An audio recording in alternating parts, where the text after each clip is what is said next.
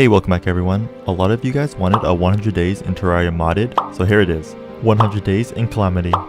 I gotta admit, this mod was actually super fun to play, and there were so many more unique weapons and bosses. These are the mods that I will be using for the video. I'm showing you guys this just to clear any suspicions of me cheating, but yeah. I'd appreciate it if you guys could drop a like, comment, and maybe even consider subscribing to the channel. Thanks everyone, and enjoy the video.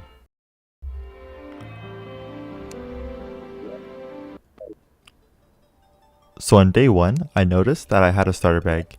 I opened it and got a lot of useful things like a scroll staff that summoned a scroll to fight for me.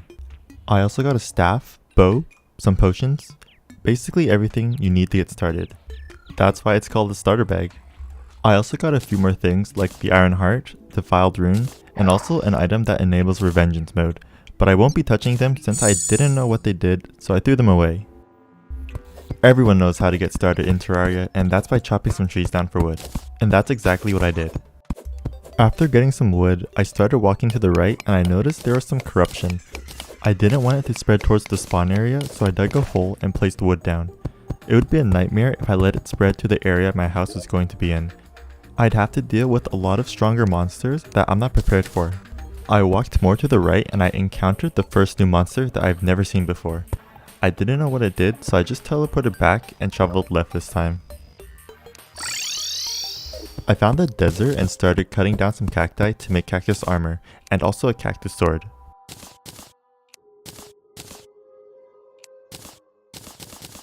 I walked a little more to the left and found a hive cyst. I started whacking it, but it didn't do anything. I had a feeling that something bad might happen if I killed it, so I just left it alone. I was about to make my way out of the corruption, but an Eater of Souls spawned and chased me down, and some of you may already know this, but you can't really outrun it, especially this early on in the game, unless you had some sort of movement accessory like Hermes boots or a hook. I could have built a barrier around myself, but that idea didn't cross my mind at that time, so it caught up and killed me. It was turning nighttime and I needed a shelter to protect myself, so I cleared some trees around me and started building.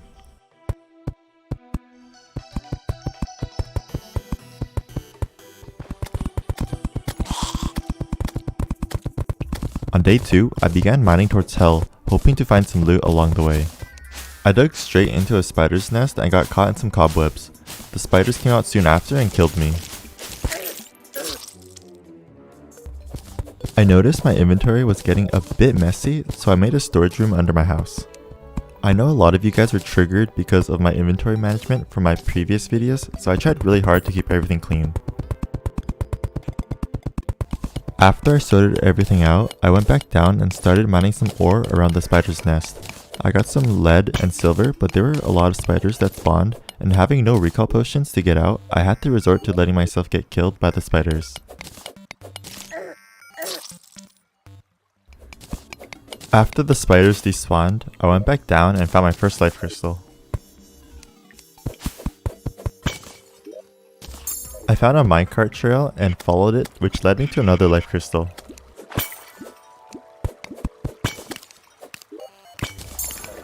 I was just minding my own business, you know, just mining some ores, when I noticed something spitting water. I ignored it because I thought it couldn't get to me, but it glitched through the floor and landed right on top of me. I'm not gonna lie, it kind of freaked me out.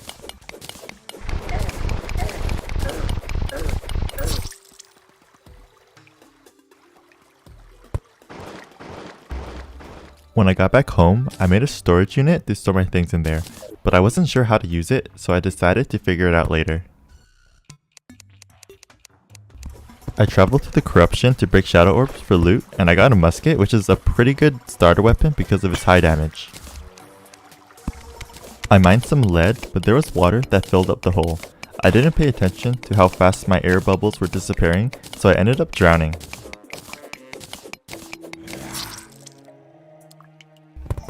After I respawned, I finished building another floor in the house. I was very interested to see if there were going to be any new NPCs in this mod.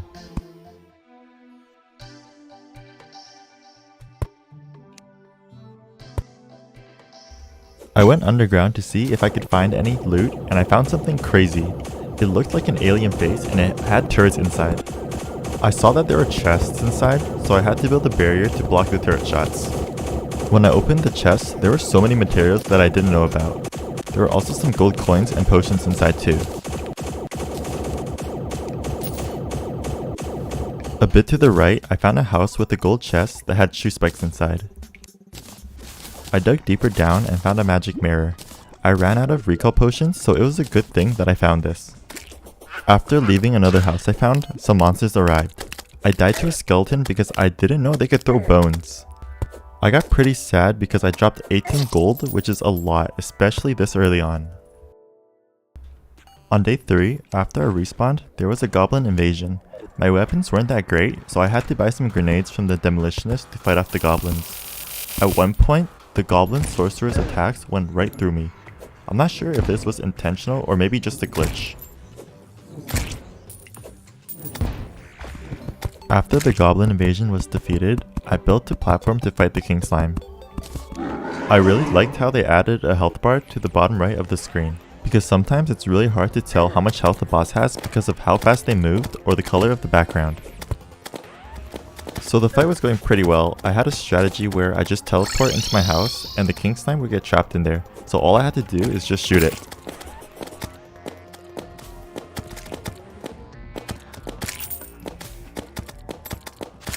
After the king slime was defeated, I opened the treasure bag and I got the mount, and I was pretty happy about that. I wanted to see if there was anything new on the right side of the world, and I saw that the dungeon was a lot higher up.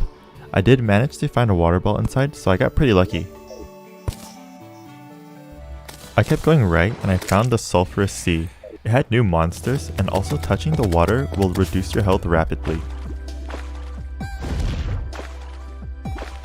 On day 4, I thought it was about time to fight the Eye of Cthulhu, but I had a lot of time before it turned to night, so I went down the elevator to look for some more life crystals.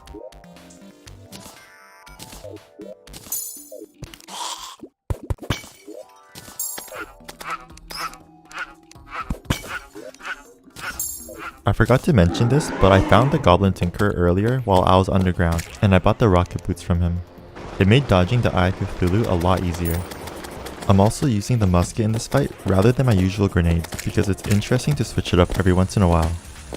When it got to its second phase, I took out the minions first because there were too many, and they might mess me up if I just left them.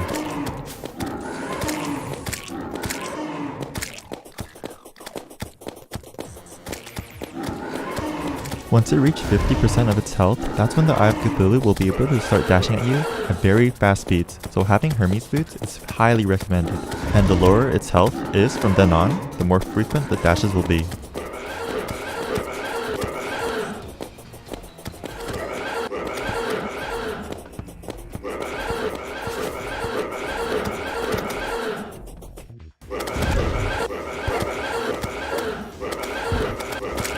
After defeating it, I opened the treasure bag and got probably the best pre-hard mode accessory, which is the Shield of Cthulhu, which lets you dash, and dashing is extremely important for better dodging.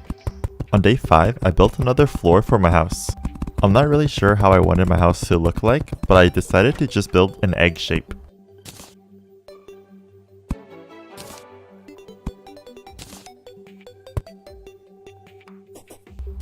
There was a blood moon when it turned night, and killing the blood moon monsters would sometimes drop blood orbs, which can be used with bottled water to make any potion in the game. I was hoping to get a money trough which acts like a portable piggy bank. Having it is really useful since you can store your items and gold at any time and not risk losing them. It turned day and I did not manage to get one. It was unfortunate, but hopefully I'll get one next time. On day 6, I found some treasures underground as well as a life crystal. I got a magic mirror in one of the chests, but I already had one, so I ended up selling it.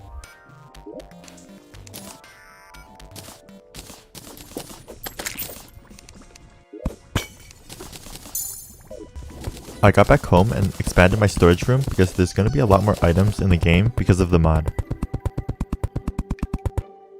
On day 7, I built an arena in the corruption to fight the Eater of Worlds, but I wasn't gonna fight it just yet. There was an item I wanted to make called the Contaminated Bile, so I went to the Sulphurous Sea to gather the materials for it. It's basically a throwable flask that deals damage and also inflicts poison. It also said that it did rogue damage, so there is a rogue class, and I was curious to see what other weapons there were.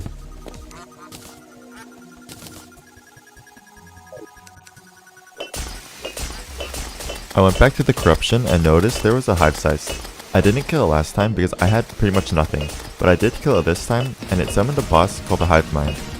The boss is pretty much the Brain of Cthulhu and the Eye of Cthulhu put together as one. At first, it moved like the brain and it could also disappear momentarily. When I got it to its second phase, it then acted like the Eye of Cthulhu, also in its second phase, which was able to dash at high speeds, but not as fast as the Eye. I failed to kill it, but I remembered a meteorite fell earlier, so I went to find it.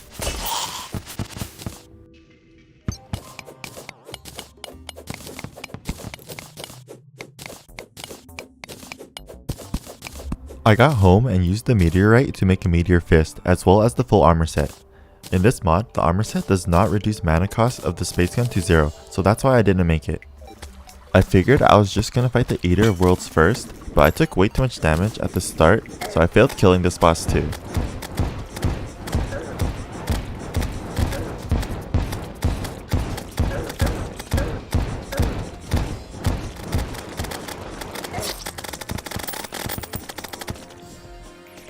I went back to try and kill the Hive Mind, but that didn't happen either, so I made a better arena above the surface.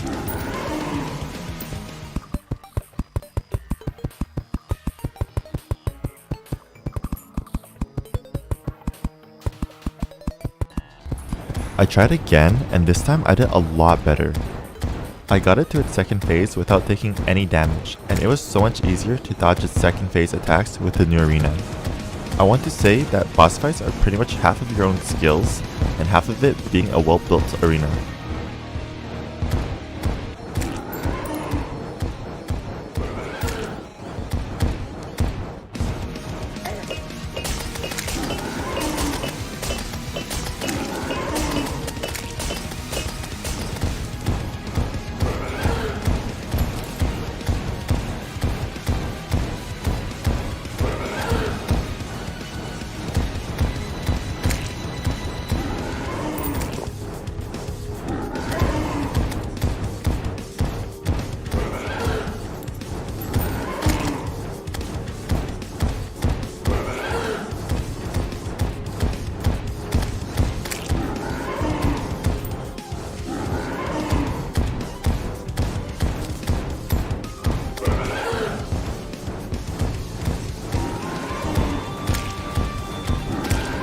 After killing the boss, I got a treasure bag from it and there were some pretty cool weapons inside.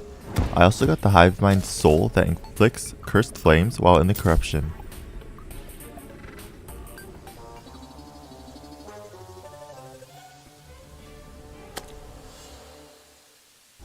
I killed the boss one more time because I wanted a staff from it, and luckily I got it. The Shadow Drop staff seemed like a really good weapon to use against the Eater of Worlds. I also got another staff that summoned rain clouds. It's very similar to the Nimbus Rod. I summoned the Eater of Worlds soon after, and the staves did work. The projectiles were able to go through the body of the Eater of Worlds, so it made the fight a lot faster. I won't lie, but hearing the damage was really satisfying.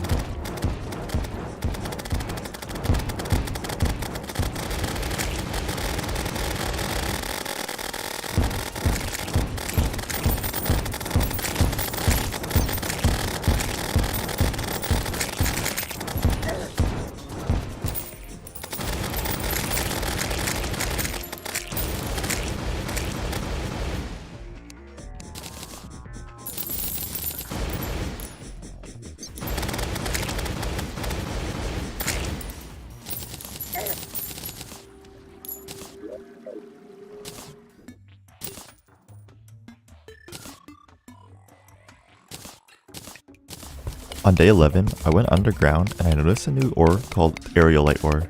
I mined some just in case I needed it for later.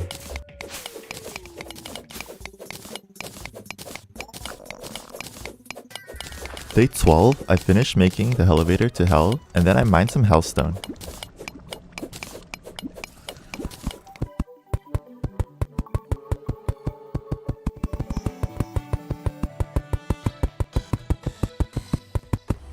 When it was about to turn into night, I quickly placed some platforms down and fought Skeletron. I got pretty close to killing it, but I got too close. It made timing when to jump really hard for when it shot the skulls. I had to wait until the next night to fight Skeletron, so I collected more life crystals until I got max health.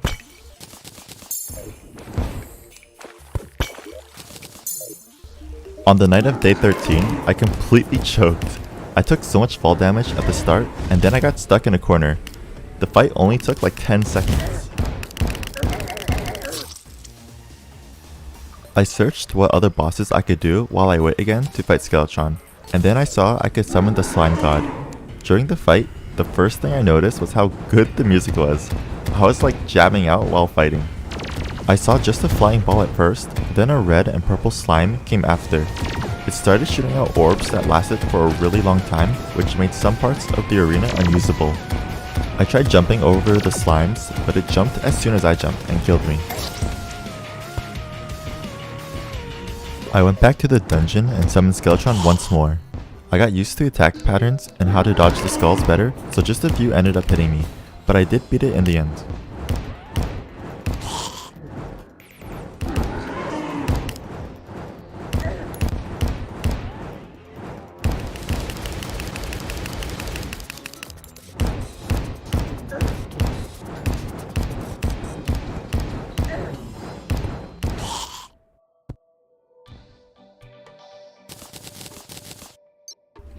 After Skeletron was defeated, I went into the dungeon to open some gold chests. I got the cobalt shield that I wanted and also a shadow key.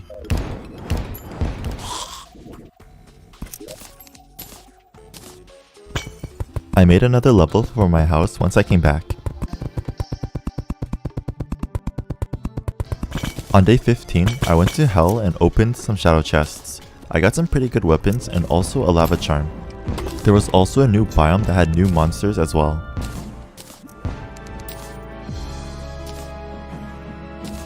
A blood moon began and a new NPC spawned in soon after. She sold rogue weapons and I was curious of what they did, so I bought them all. My favorite one was the throwable knives and my least favorite being the shuriken one.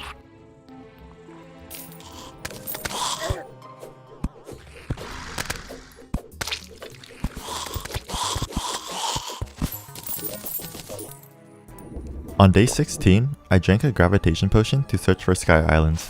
I didn't find any, but I found some spherical shaped ones instead. Some had life crystals in the middle, and some had chests. I then expanded my storage room because I had more chests in my inventory. After that, I drank an obsidian skin potion to mine hellstone more efficiently.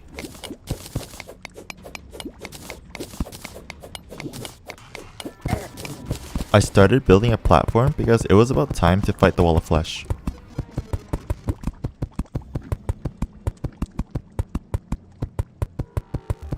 On day 18, I summoned the slime god because apparently it's a pre-hard mode boss, so beating it should come before the wall of flesh. The fight was a bit hectic because of all the slimes and projectiles on the screen, but having the Cynthia made clearing mobs easier.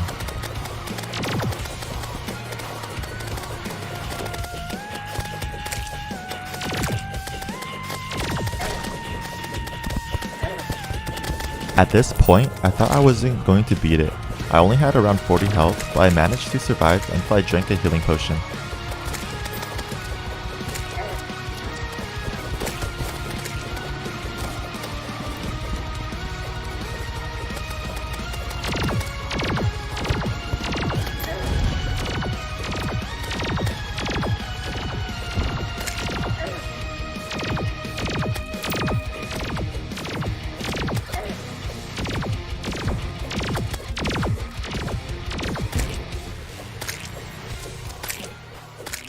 I beat the boss, but I wanted to see what other weapons or items I could get, so I killed it again. I'm using a yo-yo I made from purified gel that the boss dropped.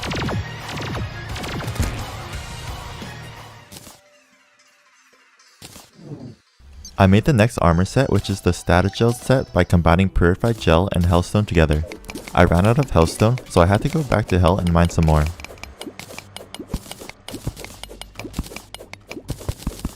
There was a boss that I missed called Crabulon, and apparently I was supposed to fight it much earlier on. I figured I would fight it before I entered hard mode, I won't lie, but I thought this boss was going to be a breeze, but the space around me was so tight I wasn't able to really dodge the attacks. Also, the boss can only be summoned in the glowing mushroom biome.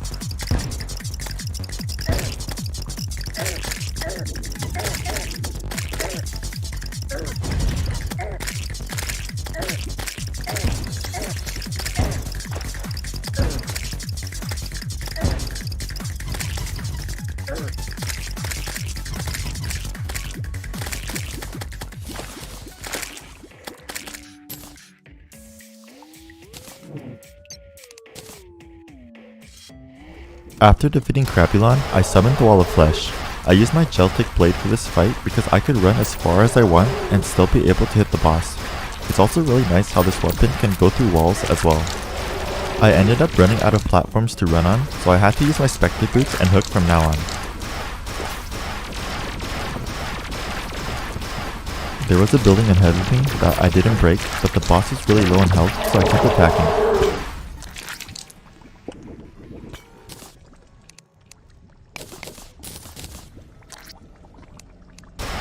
There was a pet I got from the Wall of Flesh that heals me to full health instead of spawning with half every time I died, but it didn't really work. I also got a demon trophy that increases spawn rate by 25%. I ended up using it later on though. The Wall of Flesh also dropped the blast barrel, which ended up being one of my favorite weapons of all time. The barrel explodes into flaming projectiles only if it makes contact with the wall. I went in the corruption to break some altars to spawn in new ores. There was also a corruption effigy that increases movement speed by 15% and crit chance by 10% when placed down, but it does take away 20% of my damage. After mining some cobalt ore, I returned back to the surface and fought a goblin army.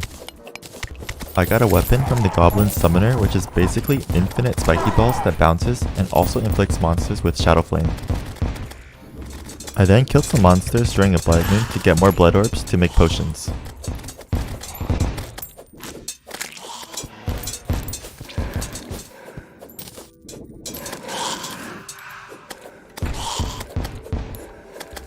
From days 22 to 30, I went underground and mined some orichalcum ore. After mining enough orichalcum ore, I upgraded my anvil and made the next pickaxe to mine adamantite.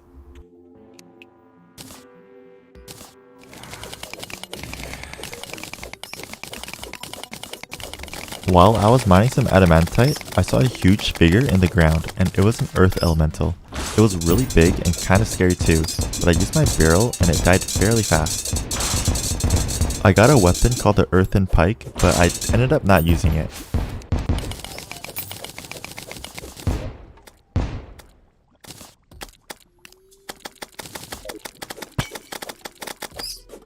I found the wizard and he sold Howl's heart.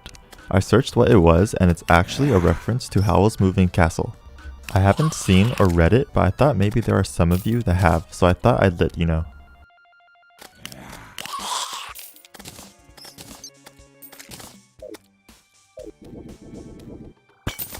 I killed an ice mimic and I got an unreal ice bow. I decided I was gonna try out the rogue class, so I just placed it inside a chest. I found the underground hollowed, so I farmed some souls of light because I know I'll be needing some later on.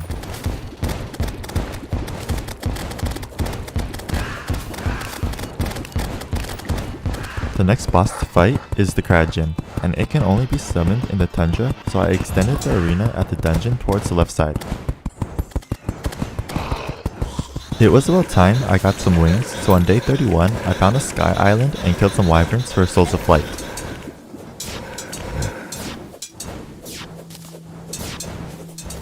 I then killed some pixies for their dust because I wanted to make fairy wings. In this mod, every wing has their own special effect, and the fairy wings gives plus 80 max health. While I was farming the pixies, I also got a blessed apple which summoned a unicorn mount.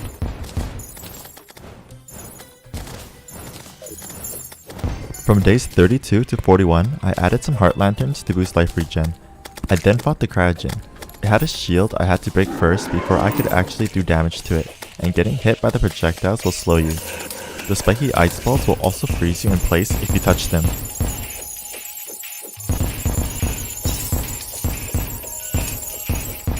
I got really close to killing it, but I failed in the end. This was my best run for this boss because I actually died so many times. My strategy is to stay underground because the projectiles can't go through blocks, and I could just use my blast barrel to hit it in a safe spot, but I'd have to move whenever the boss itself came towards me.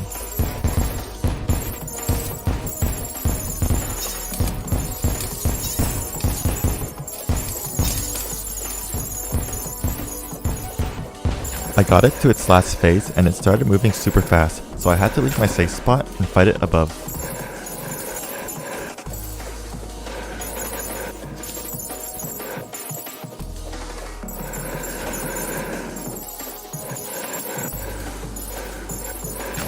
After killing it, an NPC spawned and it sold a lot of weapons and also a summon for the Cryogen.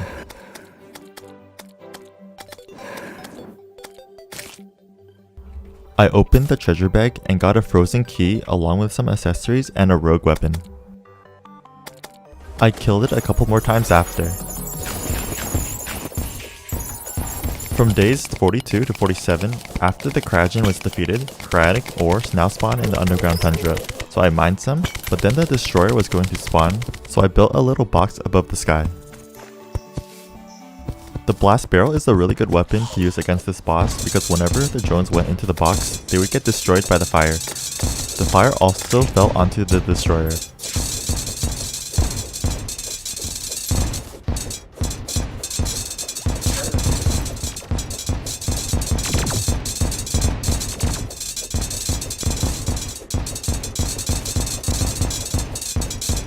I wasn't sure if I was going to beat it on time, so I switched my positioning to drop more fire onto the boss.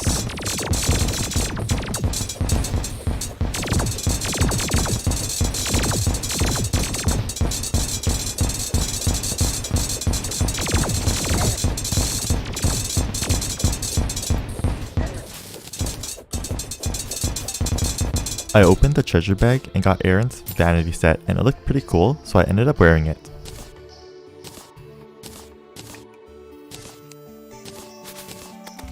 I went back underground to mine some more cryonic ore and also crystal shards to make the next set of armor.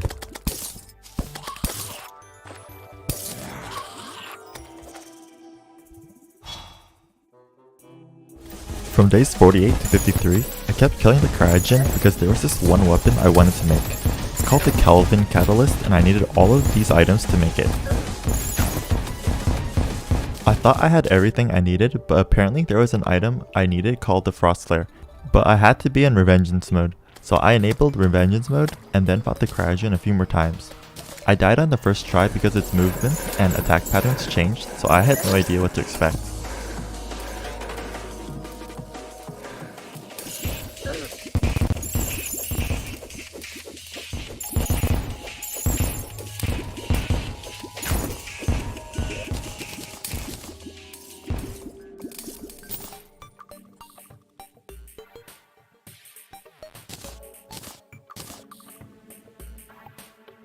After killing it a couple more times, I got enough frost flares to make the weapon.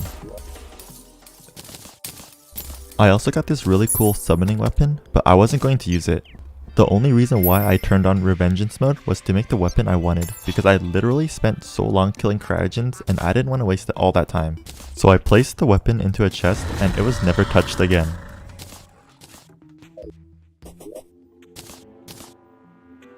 When it turned to night, I fought Skeletron Prime and I actually killed it on my first try. Using the new weapon was really satisfying to hear, even though the ice pebbles barely did any damage.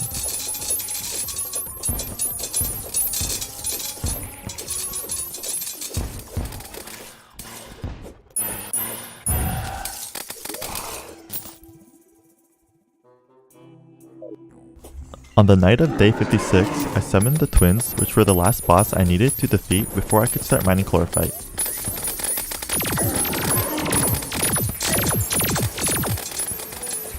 I killed the green one and then the red one, but I almost died. The red one's second phase always gives me the most trouble.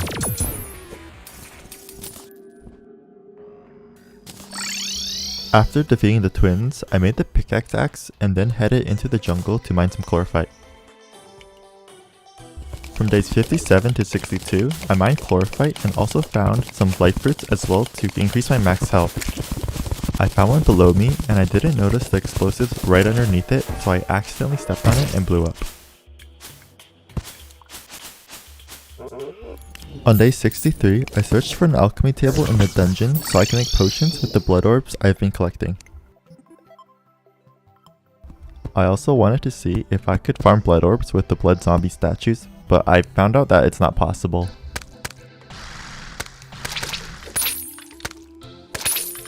On day 64, I killed some sand elementals in the desert and got an elemental in a bottle, and it's an accessory that summons the sand elemental to fight for you. I killed another one and it dropped a rare elemental in a bottle. It does the same thing, but it heals you instead of fighting. It heals you for 25 health every orb. It's really good, but it travels kinda slow, so if you're too fast, the orb won't catch up to you. I heard music playing in the ocean, so I went to see what it was, and there was this figure. It had 3 question marks when I hovered over it. When its health reached 0, it spawned the boss Anahita. Touching the music notes will make you confused, making your movements backwards. It also summoned frost projectiles that slow you if you touch them. When I got it to 40% of its health, the Leviathan spawned and this thing was huge. It shot boulders from its mouth that dealt over 100 damage.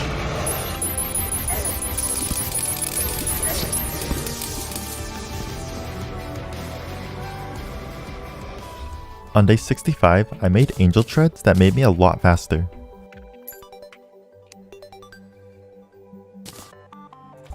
I found a Plantera bulb in the jungle, so I cleared a gigantic space for an arena. I wanted to beat this boss on the first try. I broke the Plantera bulb and the boss came zooming in, and that's because I realized I made the arena too close to the surface, so whenever I flew up in the air, it would get enraged. So I had to try my best and stay in the lower half of the arena.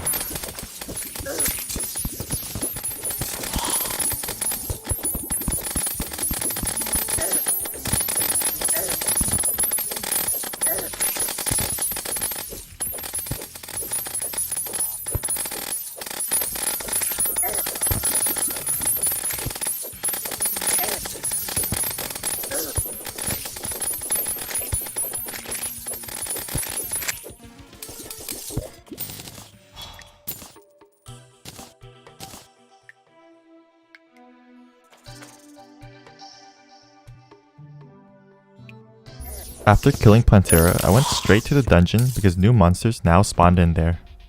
As I went down, I saw an idolist. It had 10,000 health and it acted like the lunatic cultist. I killed it and it only dropped some ectoplasm.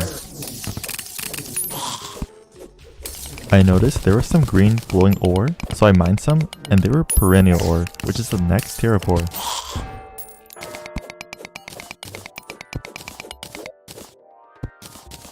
After getting all the items for the Master Ninja gear, I went back home to craft it.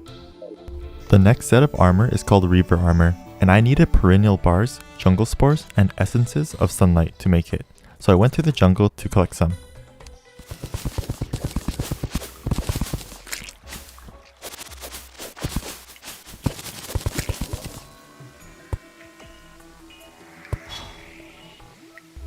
I found the jungle temple and I made it all the way into the boss room to summon the golem. The boss room was way bigger than the vanilla version, so the fight was really easy.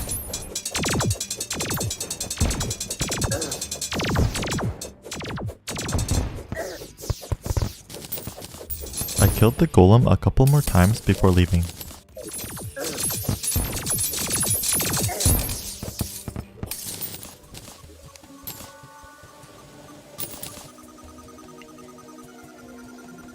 I then used the rest of my power cells to fight the golem on the surface. I forgot the golem's soul in the temple, so I went back to grab it. It gives you plus 10 defense when you stand still.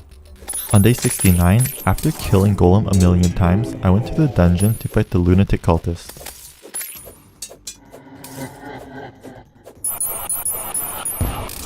I used the Kelvin catalyst at first, but I switched over to the ponage hammer I made a while back.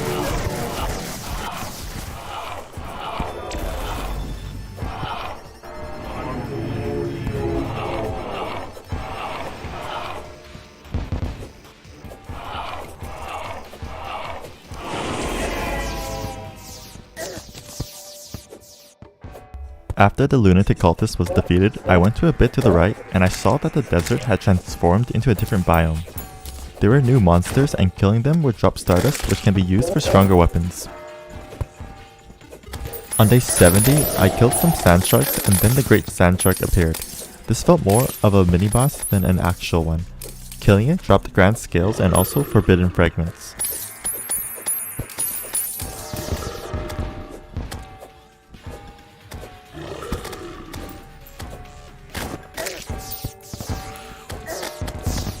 There was a weapon called the Sand Slasher that I wanted to make, but I needed some hardened sand blocks, so I went back to the desert to mine some. I tried it out, and it didn't seem very good, so I ended up not using it. I went to the Stardust Pillar to kill some monsters for meld blobs, and then I can turn them into Meld Construct, and then finally into the Star of Destruction. The Star of Destruction explodes after a while, sending out homing projectiles depending on how many hits it does to monsters. I went back to finish killing the Stardust Pillar. This weapon has a strong knockback, and the damage it dealt was really high. This weapon wouldn't be good against fast-moving bosses like Duke Fishron, since it will probably only hit once, which won't spawn enough projectiles.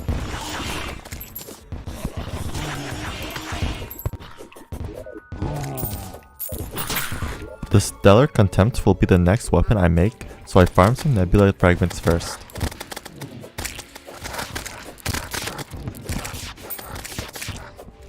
I got some Titan Hearts from the monsters around this area, so I thought maybe I could use it at this altar, and it actually worked. It summoned Astrum Deus, a boss very similar to the Destroyer.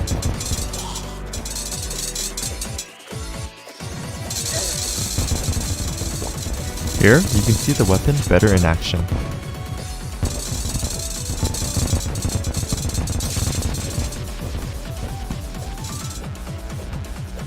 I got it to about 70% before it killed me. I tried fighting it again, but I couldn't beat it.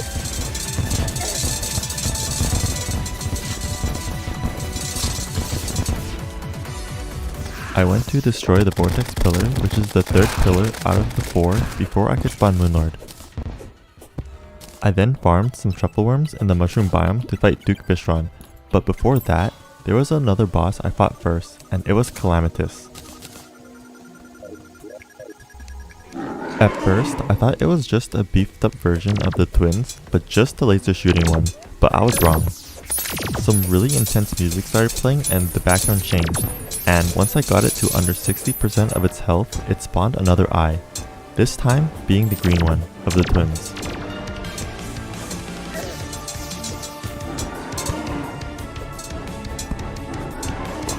I didn't beat it, but I think I did pretty well for the first time.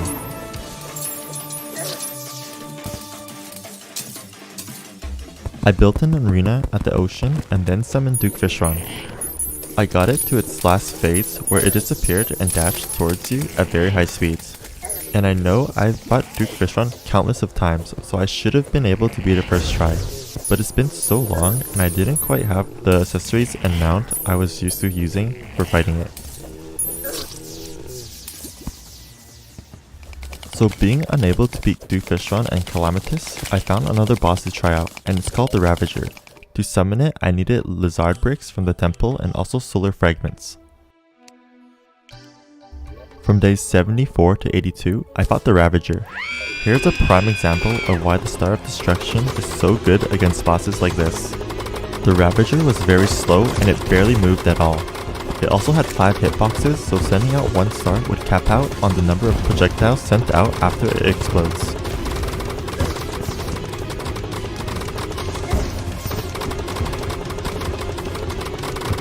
After I got it to under 40% of its health, the head came off its body and started shooting lasers.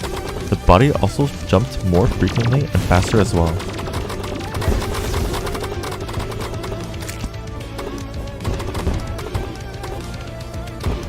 I used the Kelvin Catalyst to finish it off.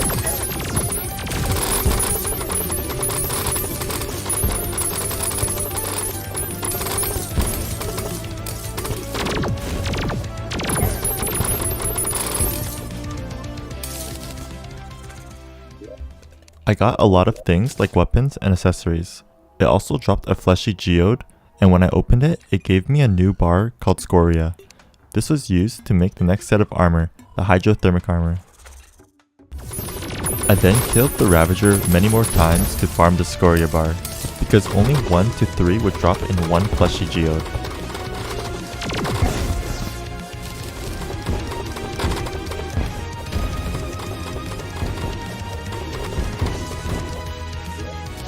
There was another blood moon, and I wanted to see how many mobs would start spawning if I turned on death mode, and I was actually surprised. I thought just how interesting it would be to make a video on this mod with death mode on.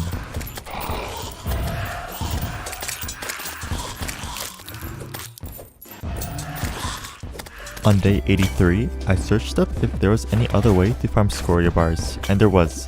It was located in the abyss right below the Sulphur Sea. I had to mine as much as I could because I didn't have anything to use to breathe underwater, and if I tried making air pockets, I would take insane amounts of damage. After returning home, I made the hydrothermic armor set.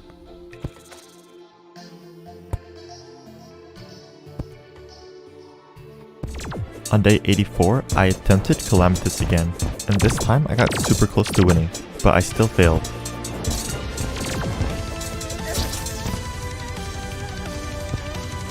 I knew I could do it, so I summoned it again right after.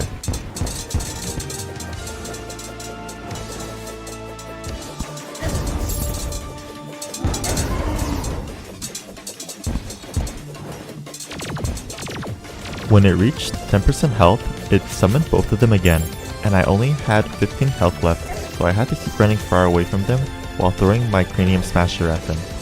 This weapon is a drop from the Ravager.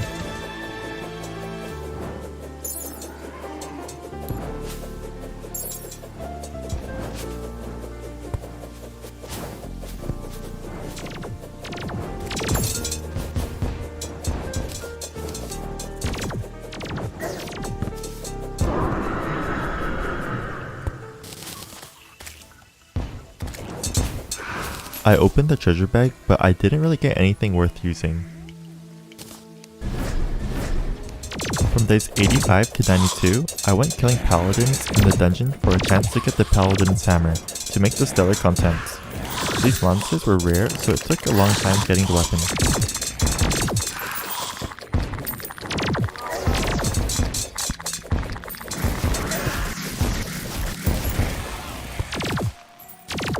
After finally getting it, I made the Fallen Paladin's hammer. It's pretty much the same thing as the regular hammer, but it can attack through blocks and its attack speed is much faster. With this hammer, I thought I could beat Astrontheus, but I still didn't do as much damage as I would like to do.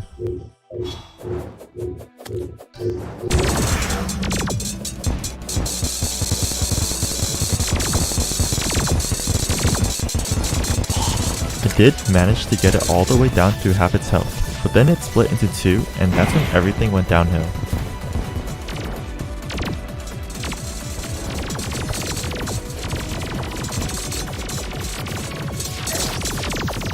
I figured I would just defeat Moonlord before fighting that boss, so I built a platform and destroyed the last pillar.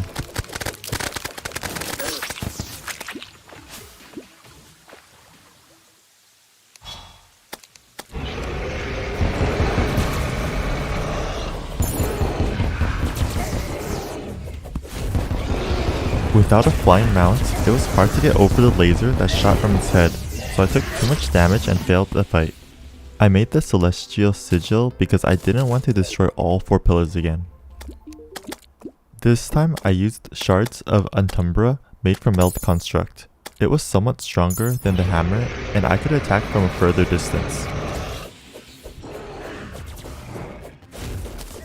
During the fight, an idea popped up in my head.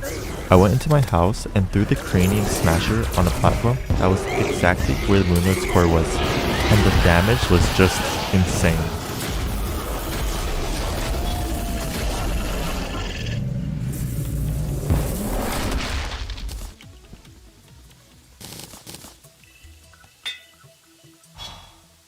I opened the bag and got a Celestial Onion that increased my accessory slot by 1, and I also got this weapon that did over 1000 damage.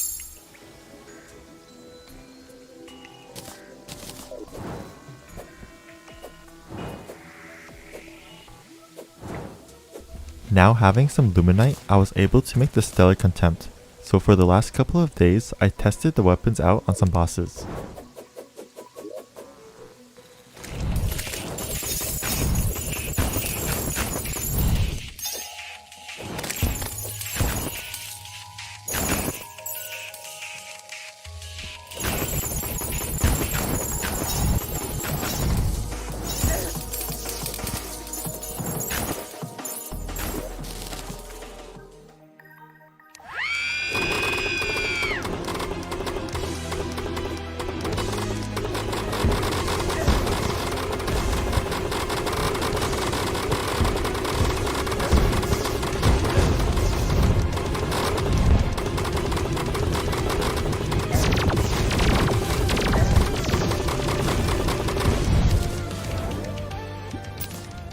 And there we go guys, I made it through 100 days in Calamity.